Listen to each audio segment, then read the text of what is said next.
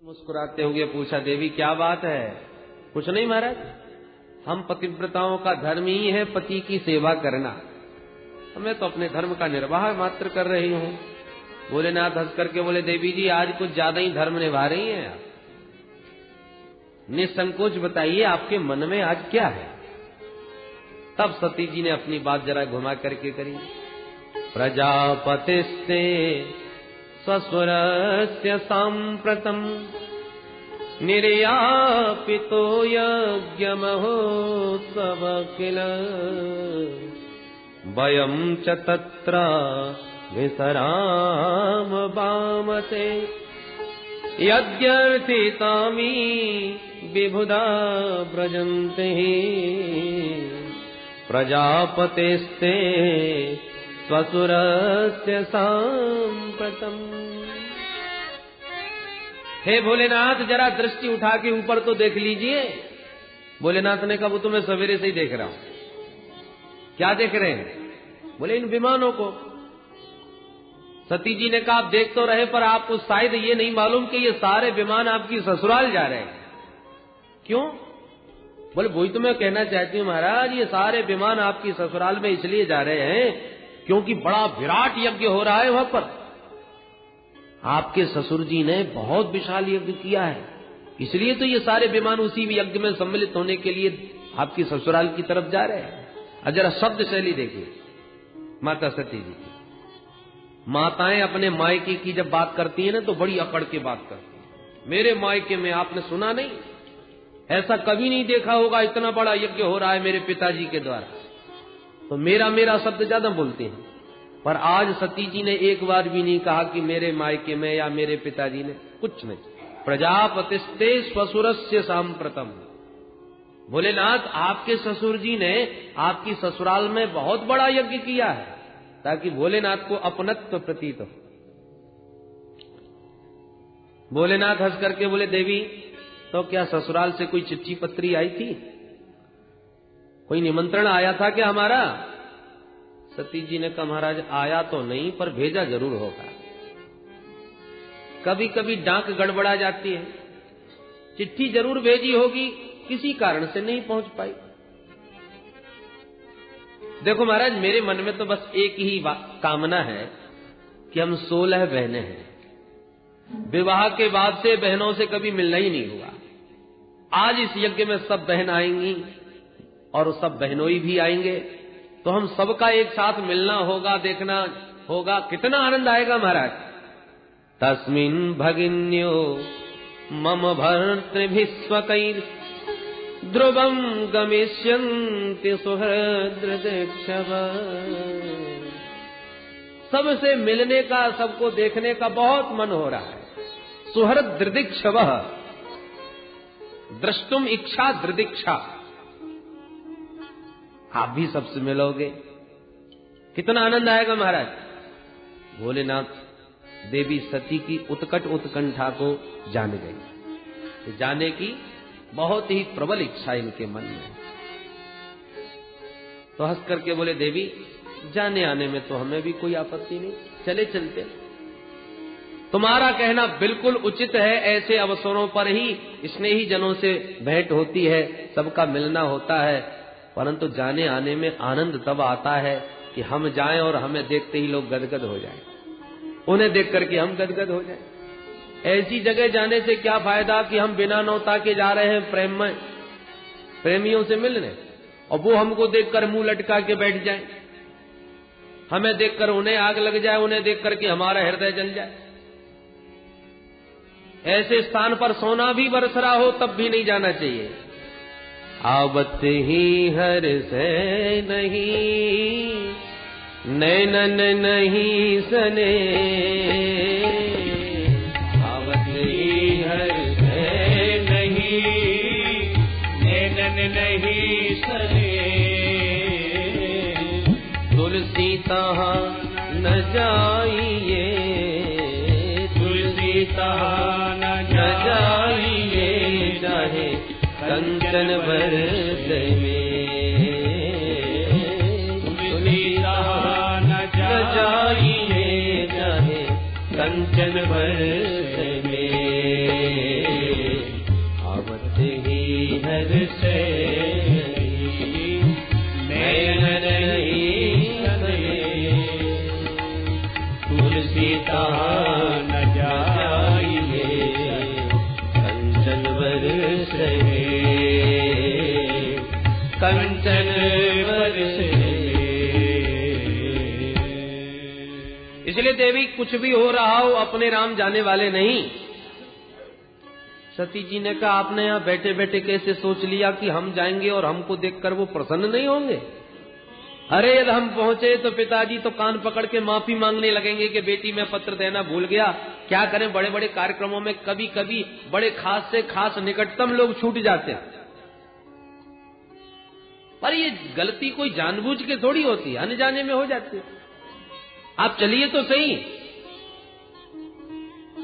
भोलेनाथ को आज वो प्रसंग सुनाना ही पड़ा जो अब तक सती से छुपाए बैठे थे। भोलेनाथ ने पूरा प्रसंग जब विस्तार से सुनाते हुए कहा, देवी उस दिन तुम्हारे पिता के स्वागत समारोह में हम तनिक खड़े नहीं हुए। हमारा उद्देश्य कोई अपमान करने का नहीं था। हमने तो सर्वभूत हृदय भगवान वासुदेव के चरणों में प्रणाम करते हुए दक्ष को भी प्रणाम किया था। पर मेरी भावना को समझे बिना दक्ष ने अपना अपमान मान लिया। देहाभिमानी देह को महत्व देता है। मैं खड़ा नहीं हुआ इस बात को लेकर के वो अपना अपमान अनुभव करने लगे और तमाम पूरी सभा के बीच में हजारों गालियां मुझे सुनाई। एक बात कहूं देवी सती, कोई बाण मार दे, बाण का घाव होता है, पीड़ा भी बहुत होती है, परंतु औषधियों के बल से घाव भी ठीक हो जाता है, पीड़ा भी, दर्द भी सब ठीक हो जाता है, मिट जाता है। अरे चिन्ह तक नहीं रह जाता शरीर में, ऐसी औषधियां। परंतु अपने स्नेही जनों के द्वारा जो वाणी का घाव लगता है, वाणी का बाण जब हृदय को चुभोता है तो वो घाव कभी जीवन में ठीक नहीं होता। जब जब उस वचन को याद करो उतना ही पीड़ादायक होता है, वो घाव कभी ठीक नहीं होता। स्वानाम यथा वक्र धियाम दुरुक्तिभिः दिवानिशं तप्यति मर्मताडितः। मुझे तुम्हारे पिता ने इतनी गालियां दी, कटु वाक्य बोले कि वो बाण की तरह चुभे हुए आज भी दिन रात मेरे मर्म स्थलों में पीड़ा पहुंचाते हैं। दिवानिशं तप्यति, दिन रात तपाते हैं वो वचन। मैं तो सह गया देवी, पर मैं तुम्हारे स्वभाव को भी ठीक से जानता हूं, तुम सह नहीं पाओगी।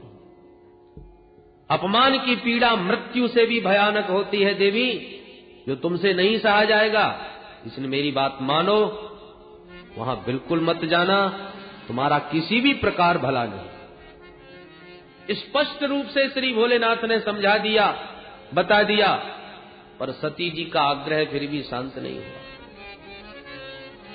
देखिए महाराज, अब जो होना था सब हो गया, परंतु नाते रिश्ते संबंध कोई छोटी छोटी बातों के ऊपर टूट थोड़ी जाते हैं। वो आपके ससुर हैं और रहेंगे, मेरे पिता हैं और रहेंगे। अब खटपट हो गई तो एक काम कीजिए, मुझे आज्ञा दीजिए, मैं जाऊंगी, पिताजी को समझाऊंगी, वो मेरी बात मान लेंगे, आपसे भी क्षमा मांग लेंगे और आपको भी यहां से मना करके ले जाएंगे। आप भी नहीं गए और मैं भी नहीं गई तो हम लोगों की ये घर की लड़ाई, घर की बात पूरे समाज में फैल जाएगी। जितने भी बड़े बड़े देवी देवता वहां पहुंचेंगे वो एक ही चर्चा करेंगे, ओहो दक्ष के दामाद का झगड़ा अभी भी ठीक नहीं हुआ, इसलिए न बिटिया आई न दामाद। तो घर की बात, घर की लड़ाई चारों तरफ चर्चा का विषय बने, ये कोई अच्छी बात है? आप मुझे आज्ञा दें। भोलेनाथ समझ गए होनी बहुत बलवती मालूम पड़ती है। मेरा इतना समझाने पर भी सती मेरी बात नहीं मान रही। पुरुषार्थ करने में कोई कसर नहीं छोड़नी चाहिए, और उसके बाद भी बात न बने तो परमात्मा के ऊपर छोड़ देना चाहिए। होई ये सोई जो राम रुचि राखा, होई ये सोई जो राम रुचि राखा, को कर तरक बड़ा वही साखा,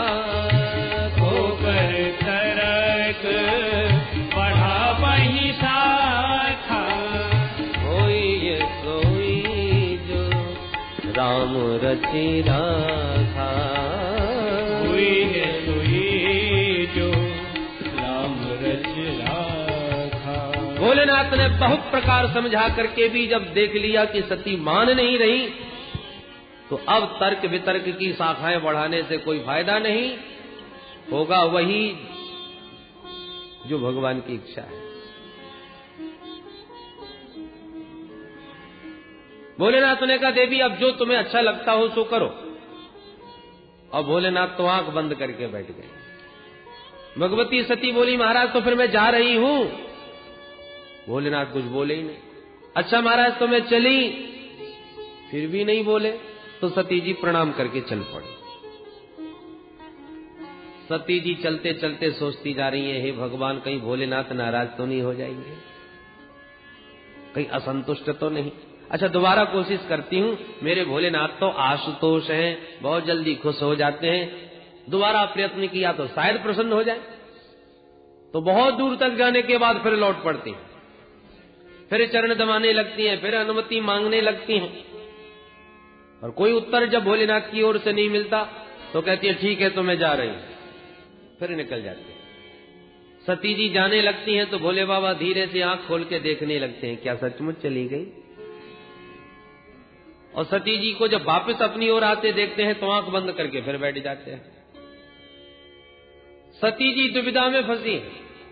पिताजी की याद आती है, यज्ञ महोत्सव का दृश्य आंखों में नाचता है तो भागने लगती हैं, और भोले बाबा का ध्यान आता है तो लौट पड़ती हैं। निष्क्रामती निर्विशति द्विधा सता, कभी बाहर कभी भीतर, निर्णय नहीं ले पा रही, क्या करूं? अंत में निर्णय ले ही लिया कि कुछ भी हो यज्ञ में जाऊंगी। ऐसे यज्ञ कोई नित्य थोड़ी होते हैं। और सबसे मिलजुल के बाद में आके अपने भोले बाबा को भी मना लूंगी। चली गई सती जी बहुत दूर तक। भोलेनाथ ने देखा ये तो बहुत दूर निकल गई, अब की बार लौटने वाली नहीं है। तो नंदीश्वरादि गणों को बुला के अच्छा जाओ इन्हें आदर के साथ पहुंचा के आओ। नंदीश्वरादि गण दौड़े दौड़े आए। माताजी प्रणाम, हम सेवकों के रहते आप पैदल अकेली जावे, धिक्कार है हमारे लिए, आज्ञा करो मां कहां चलना है? भगवती सती बोली मेरे पिताजी के यहाँ बहुत बड़ा यज्ञ हो रहा है, चलो चलना चाहो तो तुम लोग भी चलो। हाँ माताजी हम भी चलेंगे, हम भी चलेंगे। बोले जिसका मन हो सब चलो। तमाम भूत प्रेतादिक भी भगवती सती जी के साथ चल पड़े, जय जयकार बोलते हो गए। बोलो सती महारानी की। गणों से घिरी हुई भगवती सती जैसे ही चली, यज्ञ स्थल के निकट पहुंच गई। कल तक जो देवता साष्टांग दंडवत किया करते थे मां के चरणों में, आज उन्होंने जब देखा तो तुरंत मुंह घुमा लिया, अनदेखा कर दिया, जैसे हमने देख ही नहीं पाया। सती जी को ये व्यवहार बड़ा अटपटा लगने लगा। आपसे कोई नित्य राम राम करता हो, गले मिलता हो, प्रेम स्नेह बरसाता हो, और वो आज आपको देख करके मुंह घुमा ले तो इतने में ही महाराज बड़ा कष्ट हो जाता है। इसने हमको नमस्कार क्यों नहीं किया, हमसे कोई बात नहीं करी, क्या बात हो गई? तो सती जी को बड़ा अटपटा व्यवहार लगता है सबका, कि कोई भी ठीक से बात नहीं कर रहा, कोई प्रणाम दंडवत नहीं कर रहा। क्योंकि दक्ष का सख्त आदेश है, शिव संबंधी कोई भी हो उससे जो भी संबंध रखेगा वो मेरा दुश्मन। अब दक्ष का यज्ञ है, दक्ष के यज्ञ में आए हैं, तो डर के मारे कोई सती मैया को प्रणाम ही नहीं कर। बहनों ने देखा, अभिनंदन किया, आओ आओ बहना सती, भाई तेरे बिना तो हमारा मन ही नहीं लग रहा था, और हमने सुना पिताजी ने तुम्हें निमंत्रण नहीं दिया। भाई हमें तो बड़ा बुरा लगा ये, पर कोई बात नहीं, अपना तो घर है, घर में क्या निमंत्रण की प्रतीक्षा करना। बहन तूने बहुत अच्छा किया आकर के। समाज में कुछ लोग ऐसे भी होते हैं जो मिलने का, प्रेम करने का नाटक मात्र करते हैं, और बात ऐसी करते हैं जो तुम्हें सबसे ज्यादा चुभती हो।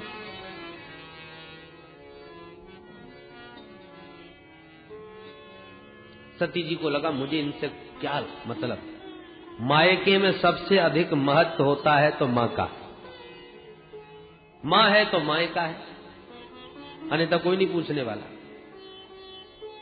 केवल औपचारिकता निभाई जाती है।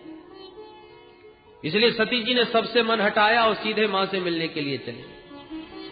और सती के न आने की हार्दिक पीड़ा यदि थी तो केवल उनकी मां के हृदय में। इतना बड़ा उत्सव हो रहा है, परंतु सती की मां प्रसूति महारानी अपने कक्ष में बड़ी दुखित मना बैठी हैं। इतना बड़ा यज्ञ हो रहा है, न मेरी बिटिया आई न दामाद आया। बाद में उसे जब इस यज्ञ का पता चलेगा तो उसके हृदय पर क्या बीतेगी कि मां के रहते हुए भी मायके में मुझे किसी ने नहीं पूछा, किसी ने याद नहीं किया। इसलिए बहुत दुखी मना बैठी थी। अचानक अपने भवन में प्रवेश करते हुए अपनी बेटी सती को देखा। प्रसूति मां का हृदय तो वात्सल्य से भर गया। तुरंत वेग से दौड़ करके पुत्री को अंक में लगा लिया, हृदय से लगा लिया।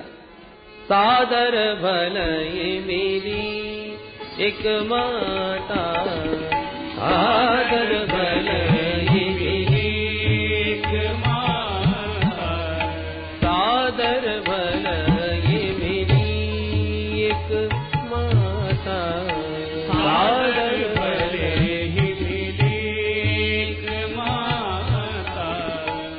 भगिनी मिली बहुत मुस्काता, भगिनी मिली बहुत मुस्काता, सादर भलई मेरी एक माता, सादर भलई मेरी।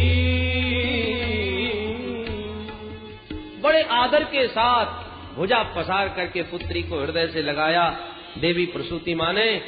तब सती जी के मन को थोड़ी सी शांति मिली, परंतु जब व्यंग भरी बातें, उपेक्षित व्यवहार उन देवताओं का स्मरण में आया तो चित्त में फिर चुभने लगी बातें।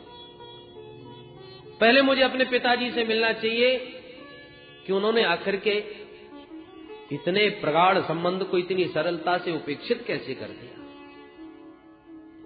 जैसी अपने पिताजी से मिलने सती जी गई, दक्ष ने जहां देखा कि मेरी बेटी सती आ रही है तो शिव संबंध होने के कारण आंखें फेर ली, मुंह घुमा लिया, न देखा न मुस्कुराए।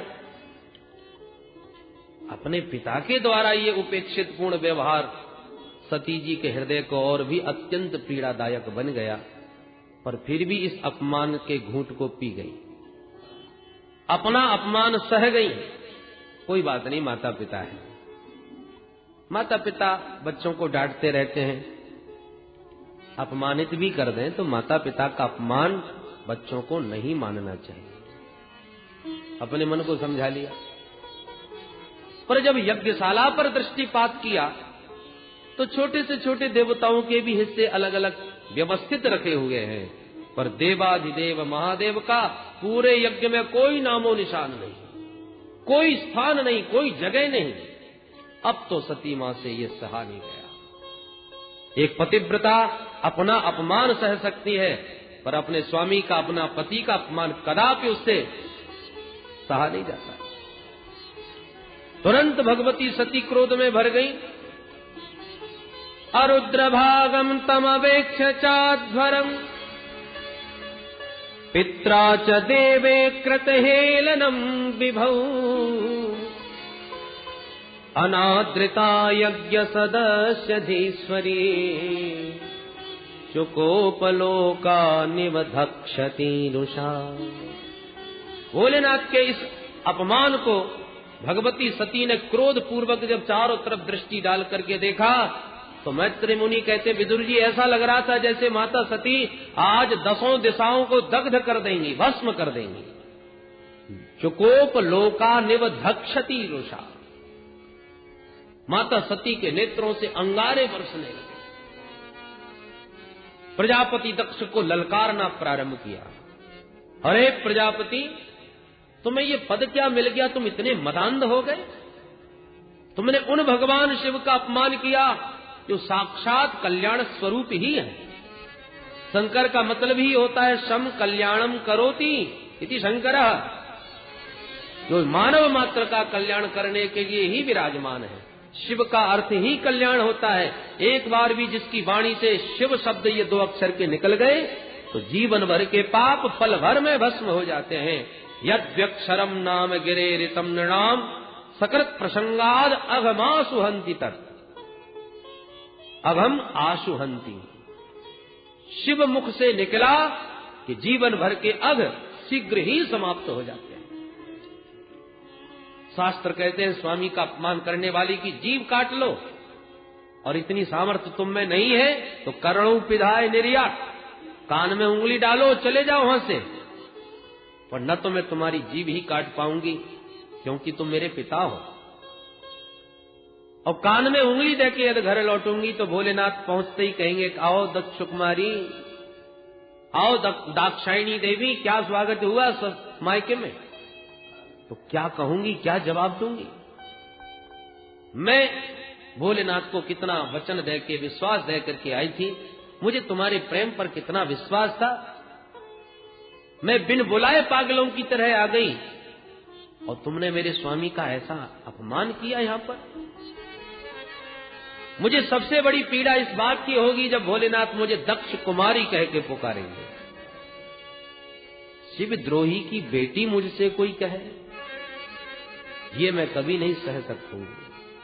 मुझे जीवन में आज प्रथम बार पता चला कि मेरा जन्म एक शिवद्रोही के द्वारा हुआ है, जो मेरे प्राण धन है, जीवन धन है, जीवन सर्वस्व है, उनकी मैं अर्धांगिनी, और मेरा जन्म उनके द्रोही के द्वारा हुआ। इस शरीर में शिवद्रोही का रक्त है, इसलिए अब ये शरीर में स्वीकार नहीं करूंगी। पर क्या करें, जब तक शरीर है तब तक ये संबंध तो स्वीकारना ही पड़ेगा। अतः इस संबंध को सर्वदा के लिए समाप्त करने के लिए आज मैं ये शरीर ही समाप्त करूंगी। अतस्तवोत्पन्नमिदं कलेवरम न धारयिष्ये श्रितकंठ गर्भिणा दग्धस्य मोहाद्य विशोद्य मंधसो जुगोप्सितस्योद्धरणं प्रचक्षते।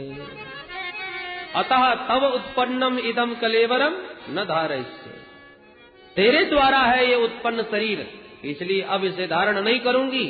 और इतना कह के माता भगवती ध्यान मग्न बैठ गई। भोलेनाथ के श्री चरणों का ध्यान करते करते दिव्याग्नि देह से प्रकट हो गई और सद्य प्रज्ज्वाल समाधिजाग्निना, उस दिव्याग्नि में देह समाप्त कर दिया माता सती ने। बोल सती महारानी की। जो भूत प्रेतादि गण जो माता सती के साथ आए हुए थे, उन्होंने ये सब दृश्य जब देखा और सुना, एकदम कुपित हो गए, क्रोधित हो गए, मारो काटो चिल्लाते हुए टूट पड़े यज्ञशाला के ऊपर। हमारी मां का अपमान करने वाले यज्ञ को कभी सफल नहीं होने देंगे। जैसे भूत प्रेतों के आक्रमण को देखा तो यज्ञाचार्य भृगु मुनि ने रक्षवण मंत्र की शक्ति से दिव्य शक्तियों को प्रकट कर दिया, जिन्होंने भूत प्रेतों को मार पीट के वहां से भगा दिया। उधर नारद जी ने दौड़ लगाई और भोलेनाथ को पूरा समाचार विस्तार से सुना दिया। बभो भवान्या निधनम प्रजापते रसत्कृताय अवगम्य नारदाते। नारद जी के द्वारा जब पूरा समाचार भगवान शिव ने विस्तार से सुना, क्रोध में भर गए भगवान भोलेनाथ। कालम महाकाल कालम कृपालम, ये तो कालों के भी महाकाल हैं। आज यदि दक्ष बच रहा था तो केवल सती के नाते, हमारी पत्नी सती का पिता है, इस नाते दक्ष क्षमा का पात्र बन रहा था। जब सती नहीं रही तो अब संबंध भी कैसा। अब पात्रता समाप्त हो गई। भगवान भोलेनाथ ने अपनी जटा उखाड़ करके पटक दी। देखते देखते भगवान भोलेनाथ की जटा से बड़ा ही एक विकराल महापुरुष प्रकट हो गया। कराल दृष्टो ज्वलदग्नि मूर्धजा कपाल माली विवदोद्यदायुध, अनेक प्रकार के आयुध, तमतमाती आंखें और महाराज बड़े विशाल केश। लग रहा था जैसे मूर्तिमान काल खड़ा हो गया हो। हाथ में एक बड़ा विशाल त्रिशूल। हाथ जोड़ के बोला, किम करोमि? भोलेनाथ मुझे आज्ञा क्या है? भोलेनाथ ने कहा, भो वीर ते भद्रम, हे वीर तेरा कल्याण हो। उसी का नाम हो गया वीरभद्र। बोल वीरभद्र भगवान की। भोलेनाथ ने आदेश दिया, दक्षम सयज्ञम जहि, जाओ दक्ष को यज्ञ सहित समाप्त कर दो। अब तो वीरभद्र वेग से दौड़ पड़े। जो भूत प्रेतादि पिट के आ रहे थे, पराजित होके आ रहे थे यज्ञ से, उन्होंने जब वीरभद्र को देखा तो उनको भी बड़ा जोश आ गया। अरे अब हमारे महाराज आ गए, अब डरने की आवश्यकता नहीं, चलो जिन्होंने हमारी पिटाई करी चुन चुन के बदला लेंगे। इतना जोश, इतना वेग आ गया भूत प्रेतों में, और भूत प्रेतों का शरीर वायु प्रधान होता है। इतने वेग से दौड़े कि तूफान आ गया, और वो तूफान आकाश तक छा गया। यज्ञ के देवता उस तूफान को देख के चक्कर में पड़ गए, देखो देखो कितनी भयंकर आंधी आ रही है, ऐसी आंधी, इतना तूफान हमने कभी नहीं देखा जीवन में। भाई काय का तूफान है, जरा पता लगाओ। एक बोला, अरे मुझे तो लगता है कहीं डकैती पड़ी है, और डकैत सब भाग रहे होंगे। एक ने कहा, क्यों भाई, इस समय राजा प्राचीन बरही का राज्य है, और राजा प्राचीन बरही के राज्य में भी भला कोई डकैत हो सकता है? वो बड़ा उग्र शासक है। वातान वांति नहीं संति दस्यवः, प्राचीन बरही जीवती होग्र दंड। दूसरा बोला, तो लगता है गैया आ रही होंगी घास चर के, जब लाखों गाय एक साथ दौड़ती है तो धूल उड़ती है। एक ने कहा, ना गावो न कालियंत इदम कुतो रजो, ये गायों के आने का समय नहीं है, तो इतनी धूल फिर कैसी है? एक तो बोला, मुझे लगता है प्रलय होने का समय आ गया, ये प्रलयंकारी प्रभंजन है। एक ने कहा, प्रलय होने का समय तो अभी आया नहीं, लोको धुना किम प्रलयाय कल्पते। अब जब कुछ निर्णय ले पाते देवता की ये तूफान कैसा है, तब तक तो सनई सनई उस तूफान ने यज्ञशाला को ही घेरना प्रारंभ कर दिया, और यज्ञ के चारों तरफ उस तूफान को आते देख घिरते देखा, भूत प्रेत दिखाई पड़े। देवता समझ गए अब कुछ गड़बड़ होने वाला है, भाग लो यहां से। जैसी देवताओं में भगदड़ मची, वीरभद्र ने आदेश दिया, सबको बंदी बना लो, एक भी न भागने पावे। दौड़ दौड़ के भूत प्रेतों ने पकड़ना प्रारंभ कर दिया देवताओं को। भृगुम बबंध मणिमान वीरभद्र प्रजापतिम चंडी संपूषणम देवम भगम नंदी स्वरुग्रहित, जिसकी पकड़ में जो आ गया उसी को धर पकड़ा। भृगु मुनि उठ के भागे तो भृगु जी को दबोचा मणिमान नाम के गढ़ ने।